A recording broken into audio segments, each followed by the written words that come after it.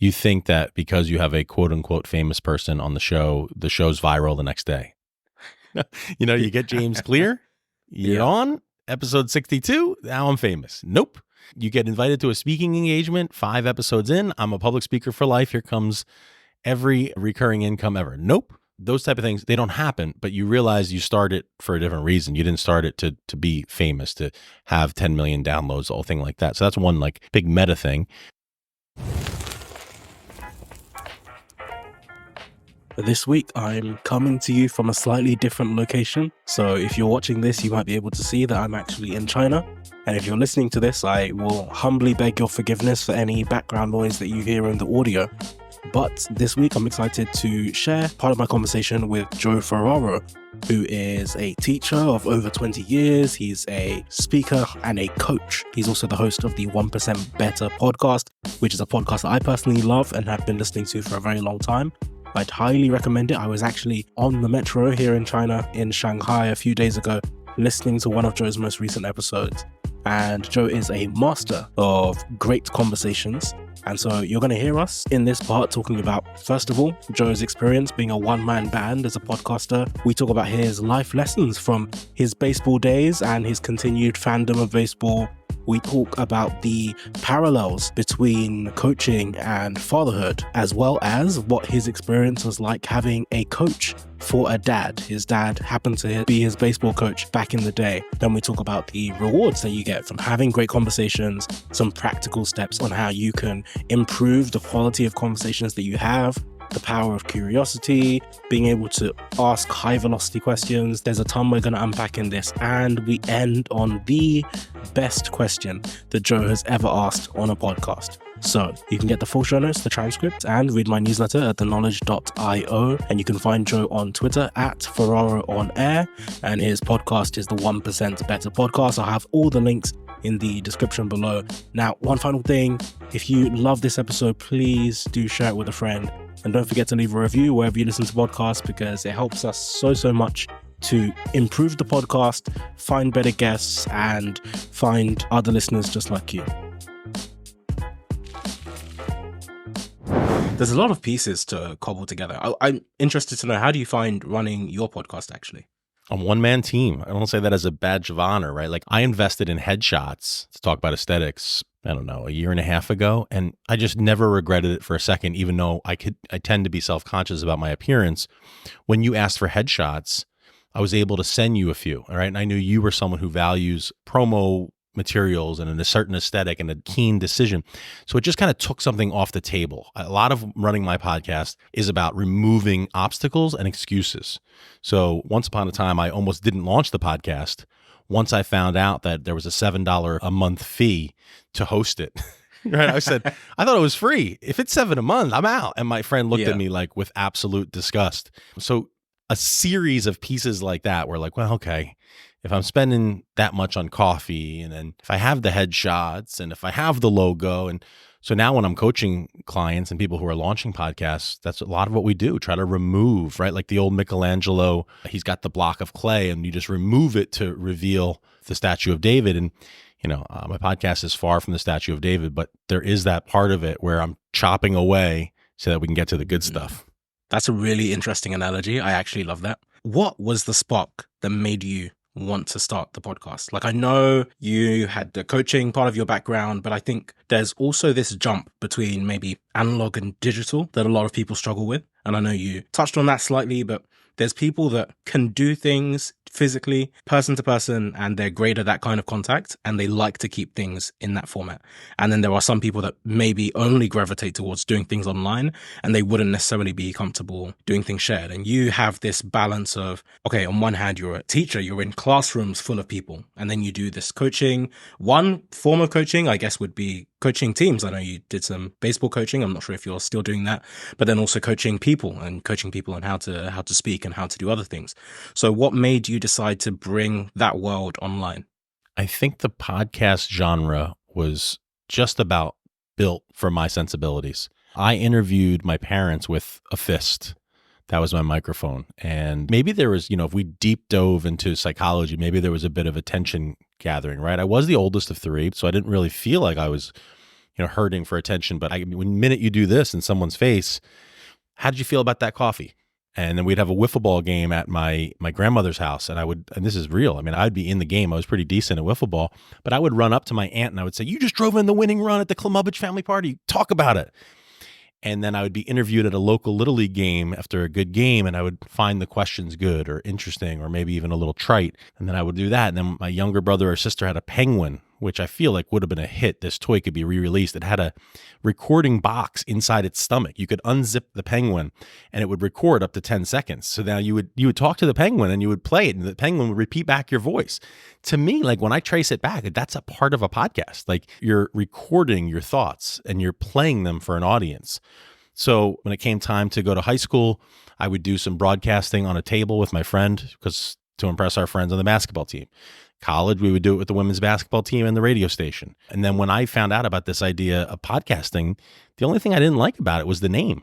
I still don't know if it's a great name. A podcast confuses people. And I feel like it separates people from two different places. Like, I don't know what it is and I don't want to get into it. I just try to tell people it's a radio show on demand. So, those are some broad strokes that kind of give some color to how I've thought about it. And as we go on and talk, I'm happy to go in any of those nooks and crannies. Yeah, sure. I'd love to pull on some of those threads. I know something you've talked about in the past is being that people have referred to you as someone who is aggressively curious. And I think that filtered through in some of the stories that you just shared.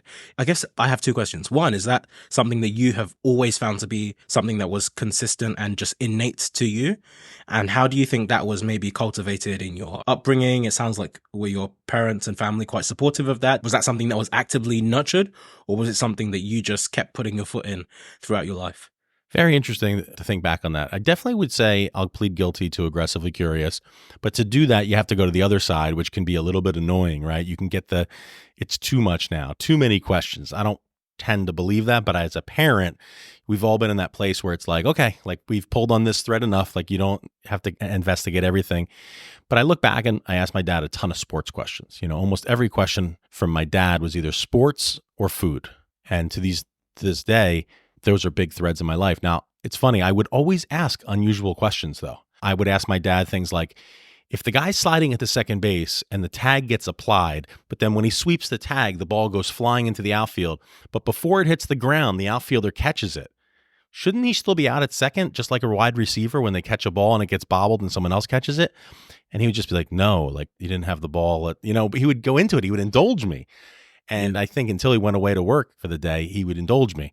My mom was an expert storyteller, still is, sits at the kitchen table with a coffee and entertains people, really generous of spirit and of deed. So I think that worked well. I don't ever have any memories, though. Like I can't sit here and tell you, like, I remember mom and dad being like, you are curious. Keep that up. It's a good thing. Yeah. Which sounds weird when you say it out loud, but the reality is like I do say that explicitly to my kids now. Like we talk about curiosity as a vital tool and we encourage it. So I guess everything's like one generation, right? Like Gladwell wrote about how a lot of the Jewish immigrants, they were tailors and then their kids became lawyers because they saw the fruits of the hard work, but you could do things with your mind, et cetera, et cetera. I think that happens when we raise kids. My parents were passively encouraging the curiosity. My wife and I now are actively, and I don't know which one works better, but we're definitely doing it. Okay.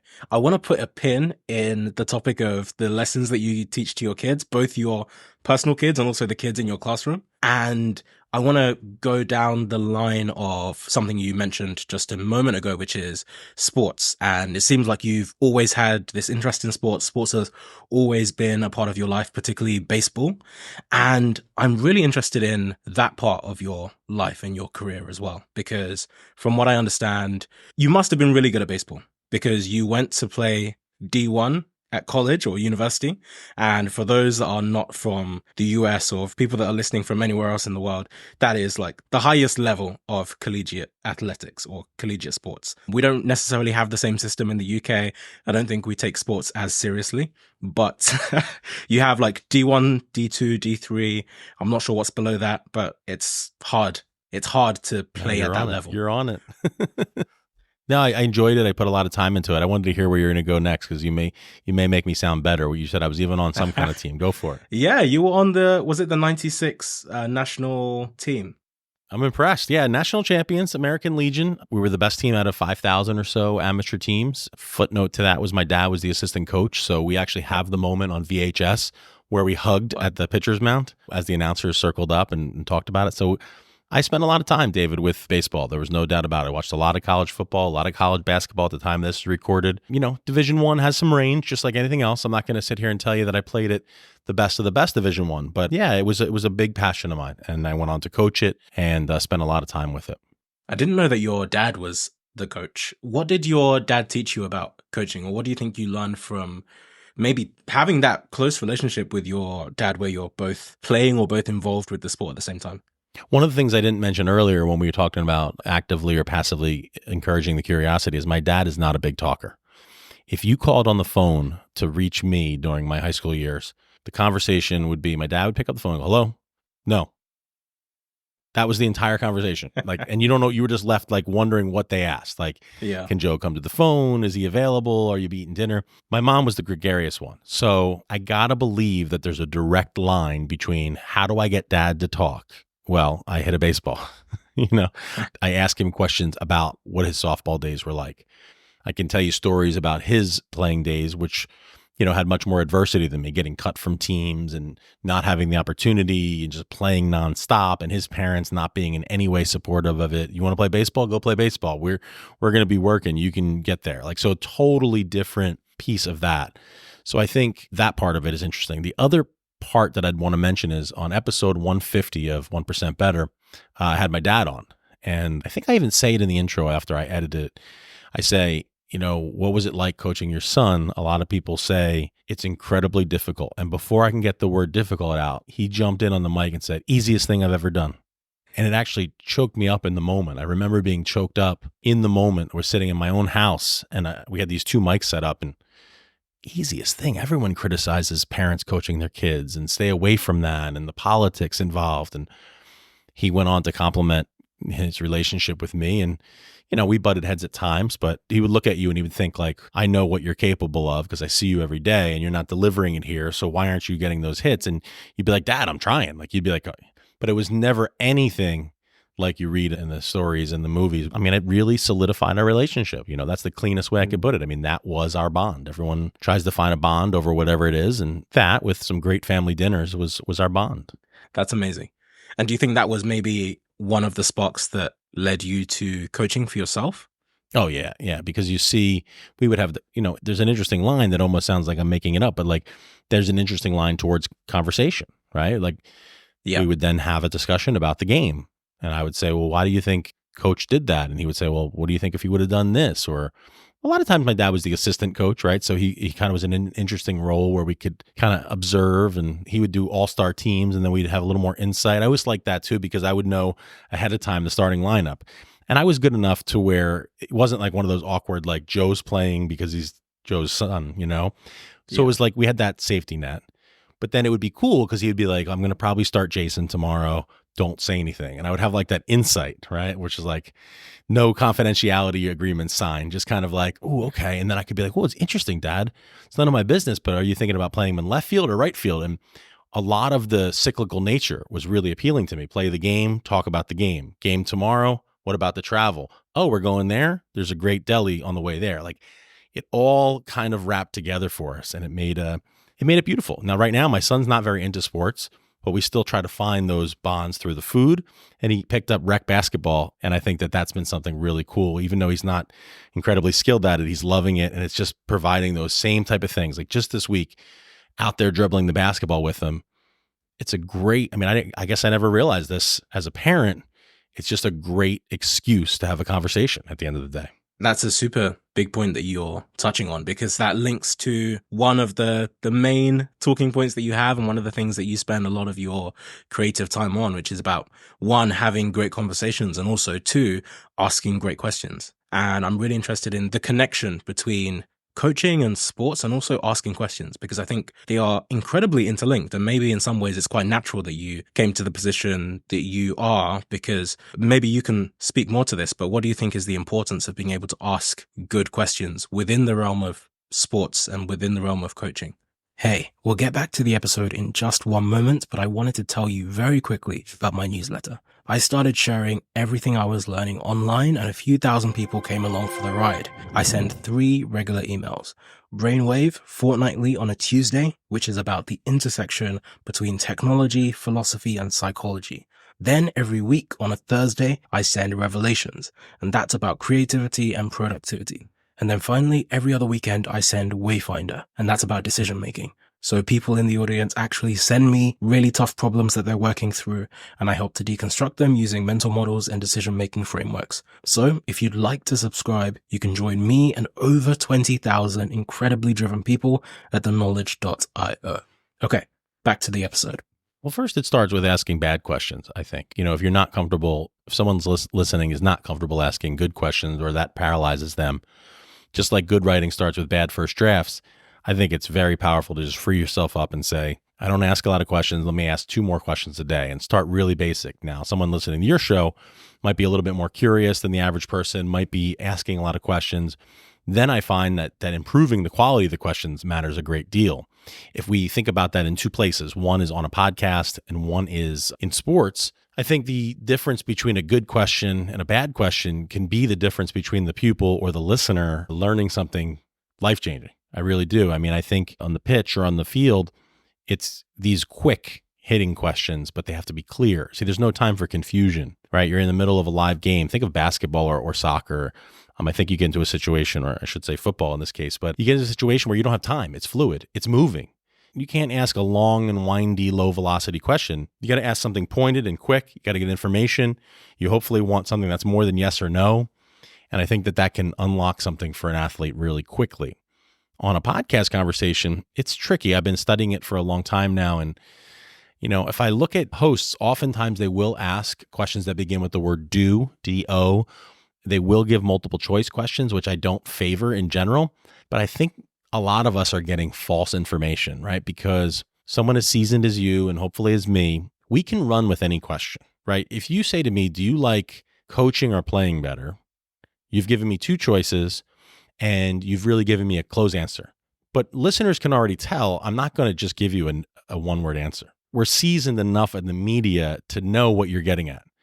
But what I would argue for people that aren't on podcasts or that are just getting started on podcasts, just really workshopping questions like that, not to paralyze someone and say, oh my God, if I don't ask the right 8 words, but just to open it up like you do so beautifully. What is it that you love about, or draw a line between, or connect the dots? Like these ways that you invite, it's the best verb I could use.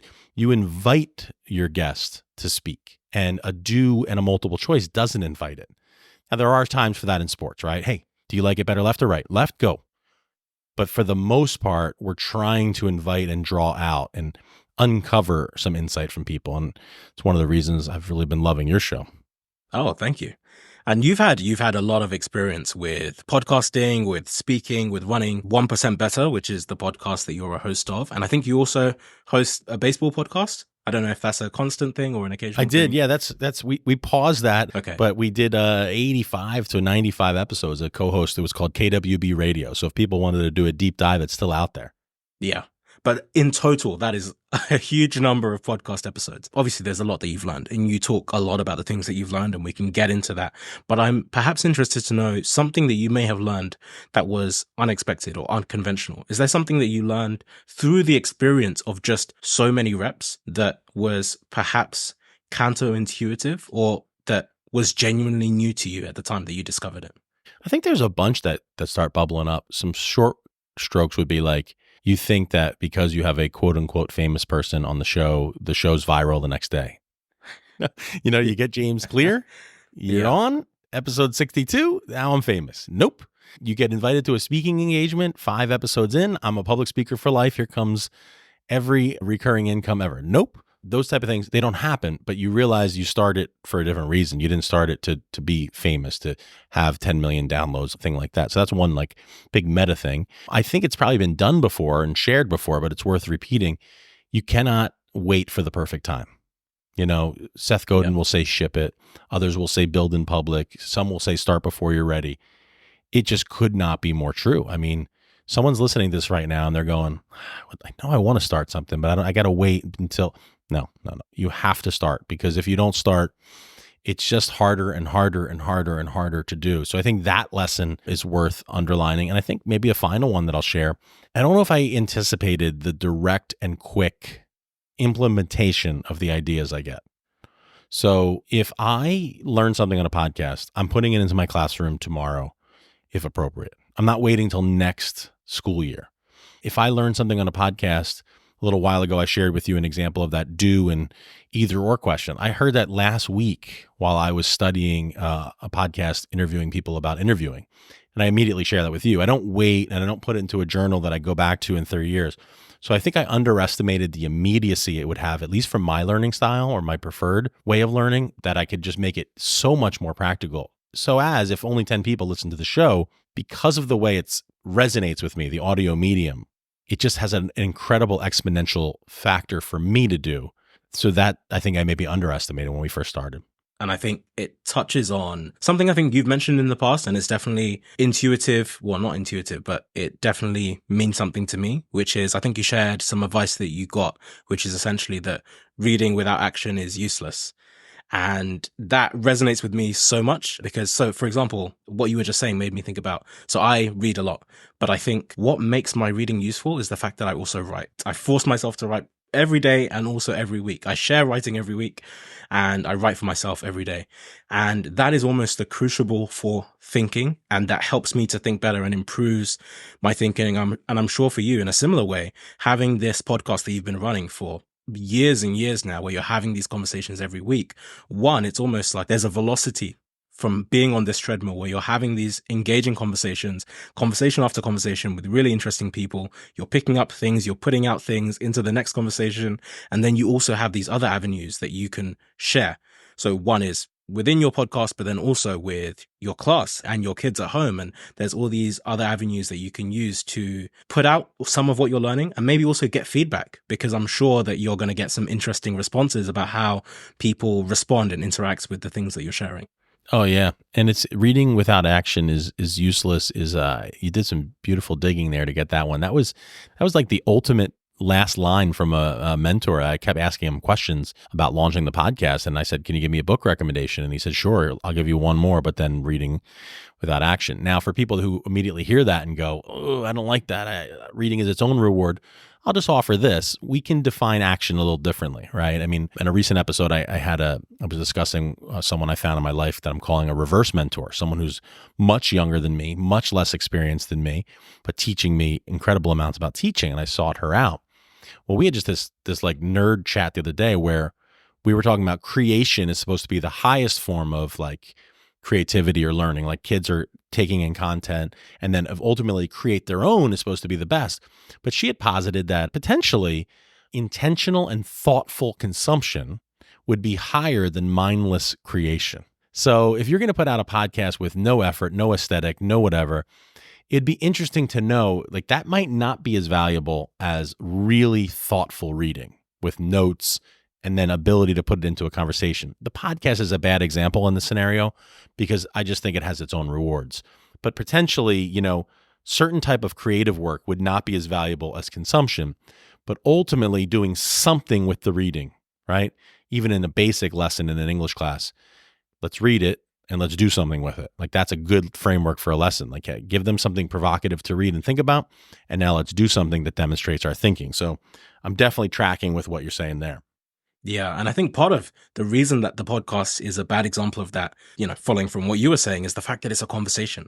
And I think that is almost the perfect format by which you can practice ideas and digest ideas, because you can share them. And I think there's something unique in that exchange with another person that develops your thinking, that maybe conflicts with what you're thinking, that really challenges you to think in different ways. And you share so much about having good conversations. And without narrowing you down too much, I want to ask just on a very basic level, because I think some people can hear that and not understand the value there and not understand the promise of what it is that you are trying to get to.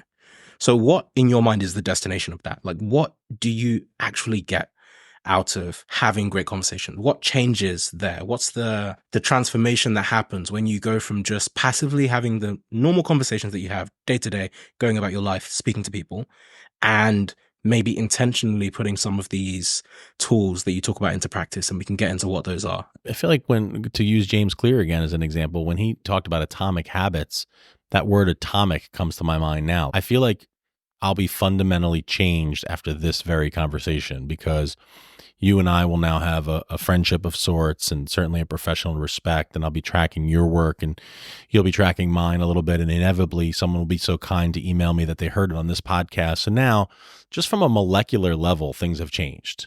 As a major tool of great conversation, I just think when you ask better questions, you have better conversations, which is simplistic and true.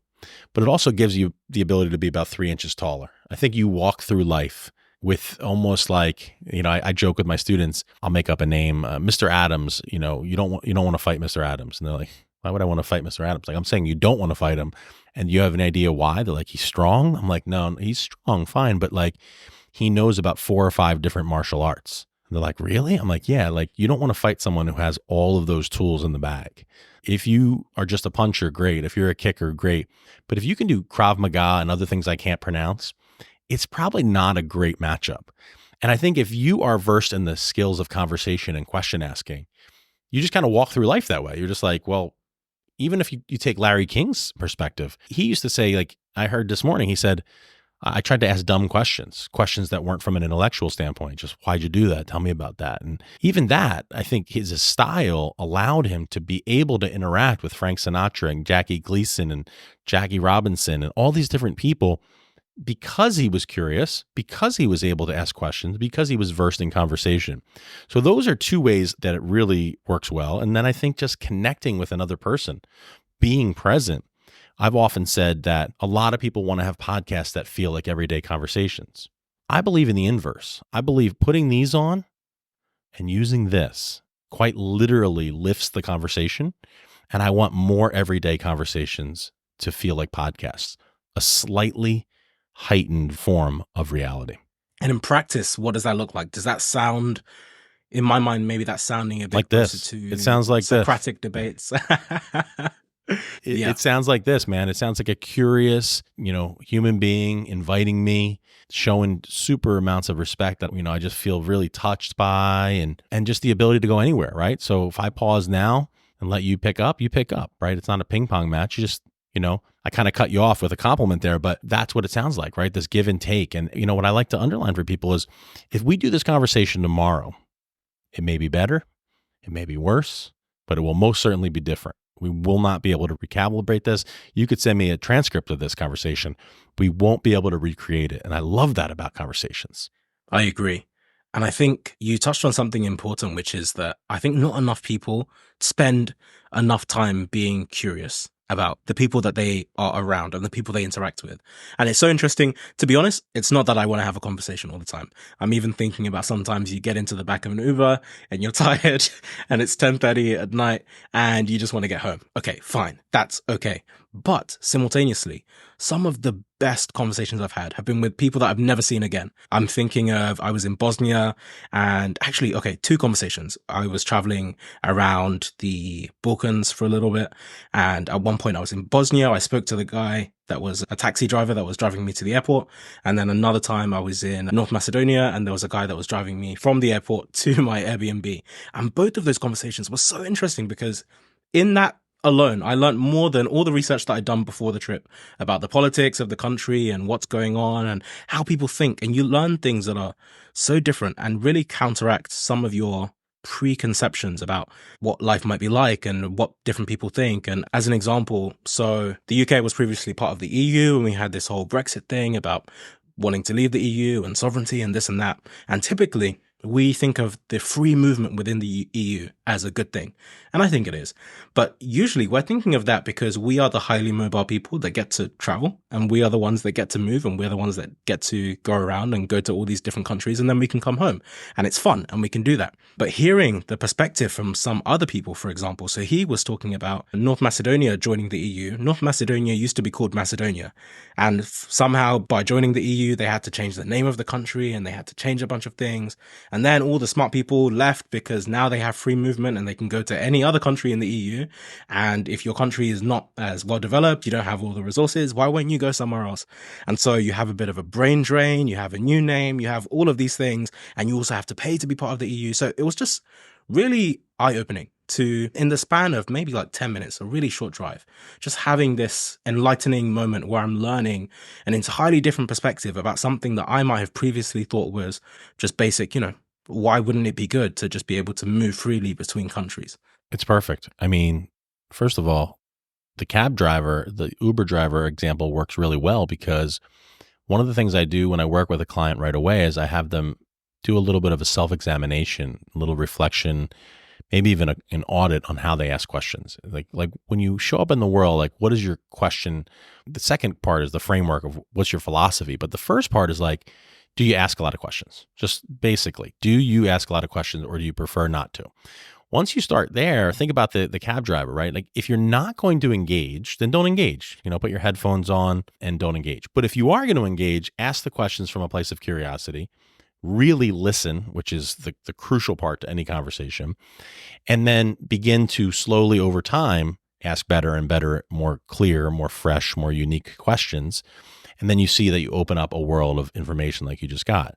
Now, for someone who says, I want to be better at asking questions, a great place to start is to say, what do you do typically in the back of a cab? Well, I'm tired and I don't want to engage. Okay. So when do you engage? Well, I don't really not with strangers. And then all of a sudden we start to uncover some patterns. The person that we're painting here in this picture doesn't like to ask a lot of questions to people that they don't know. I understand that, but there's a direct link with curiosity there, right? Now you'd have to find the curiosity somewhere, I hope, but you're really demonstrating this mythical avatar that we're creating. They're demonstrating someone that doesn't ask a lot of questions.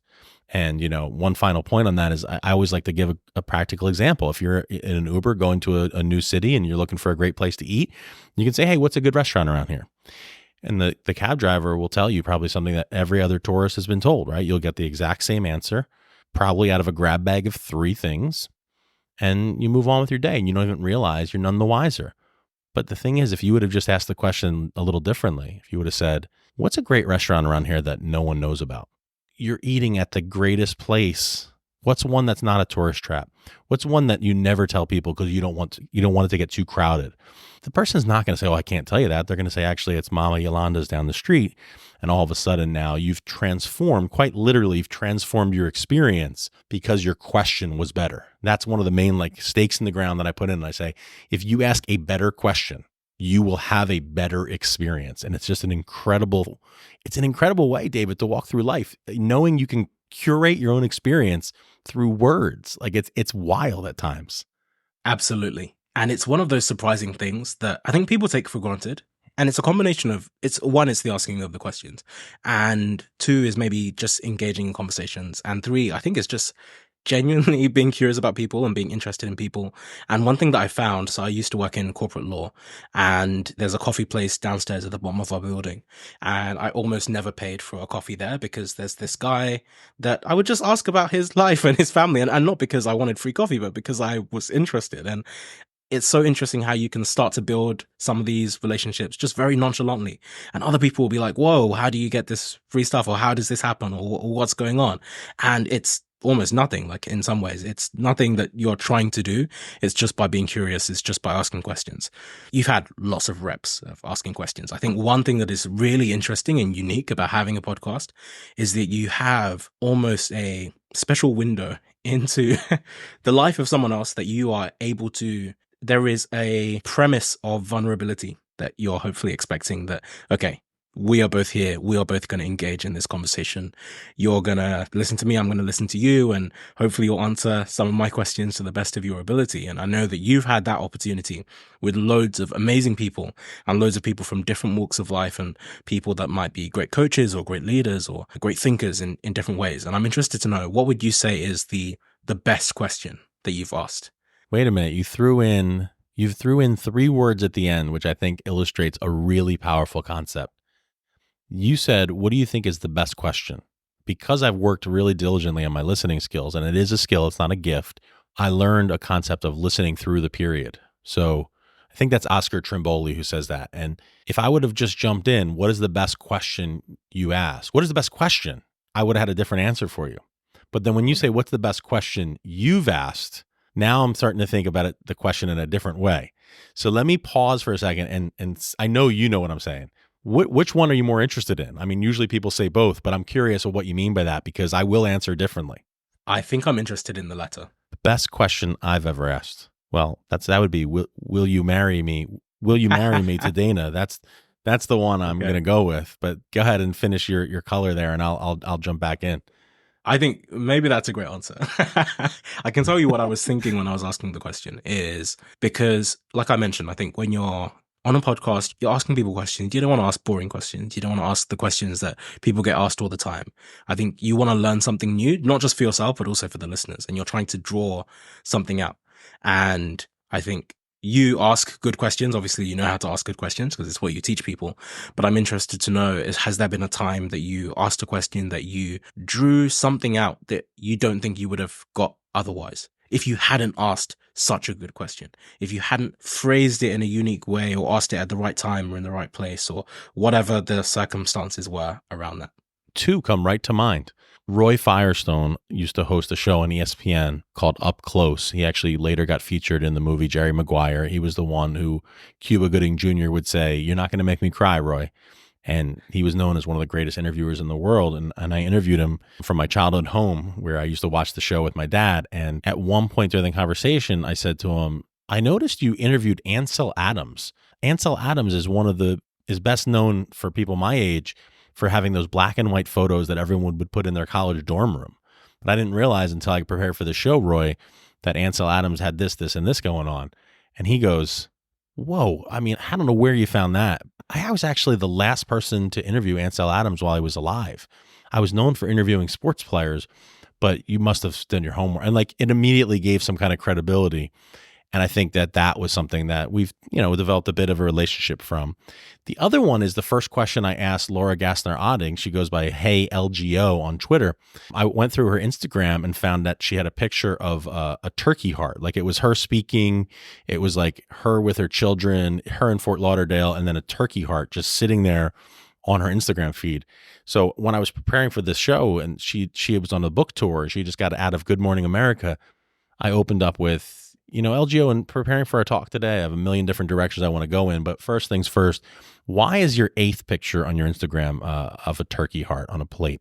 And the reason why that brings me such a delight, and I don't think, I know I didn't plan it. She has brought up turkey heart in hashtags. She has brought it up on Clubhouse rooms. She has brought it up in our personal conversations. She's going to speak to my coaching cohort because I asked her that question, David.